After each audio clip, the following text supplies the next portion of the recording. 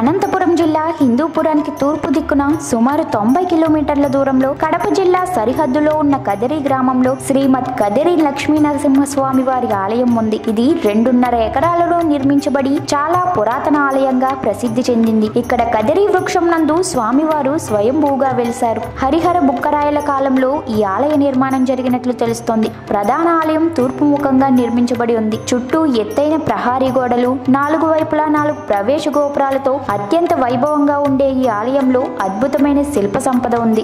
ఆలయంలోని వాస్తు శిల్ప రూపాలు ద్రావిడ, హోయసల, విజయనగర రాజుల కాలం నాటి శిల్పాలను పోలి ఉన్నాయి. ఈ దేవాలయం గర్భాలయం, అంతరాలయం, మండపం అను 3 భాగాలుగా ఉంటుంది. గర్భాలయం నందు లక్ష్మీ నరసింహస్వామి, ఆ స్వామికి ఎడమవైపున ఉన్న గుడిలో చెంచు లక్ష్మీ అమ్మవారు మనకు దర్శనమిస్తారు. వైకాసన ఆగమ శాస్త్రం ప్రకారం ఇక్కడ ప్రతిరోజు స్వామివారికి పూజలు నిర్వహిస్తారు. ఇక్కడి గర్భాలయాన్ని శ్రీ ప్రహ్లాద వరద నరసింహస్వామి సన్నిధిగా పిలుస్తారు. ఇందులోని మూల విరాట్ అష్టభుజములతో వెలుగొందుచున్నాడు. స్వామి ఉగ్ర నరసింహుడు. అందువల్ల ఆయన క్రోధ తాపాన్ని ఉపశమింపజేయుటకు స్వామికి ఎడమవైపున ప్రహ్లాదుని నిలబడి స్తుతిస్తున్నట్లు మనకు దర్శనమిస్తారు. ఇక్కడ ఉత్సవమూర్తిని వసంత వల్లభుడుగా పిలుస్తారు. దేవస్థానానికి సంబంధించిన తీర్థాలు కదిరికి చుట్టుపక్కల చాలా ఉన్నాయి. అవి భృగు తీర్థం, ద్రౌపది తీర్థం, కుంతి తీర్థం, పాండవ తీర్థం, వ్యాస తీర్థం మొదలగునవి. ఈ కదిరి లక్ష్మీ నరసింహస్వామి దేవాలయం నవనారసింహ క్షేత్రాలలో ఒకటిగా ప్రసిద్ధి చెందింది. ఇక్కడ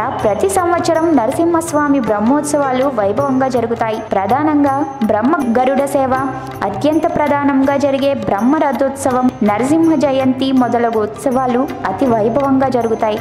వీటిని దర్శించేందుకు కదిరి చుట్టుపక్కల ప్రాంతాల ప్రజలే కాక కర్ణాటక, తమిళనాడు ప్రజలు కూడా పెద్ద సంఖ్యలో వస్తారు.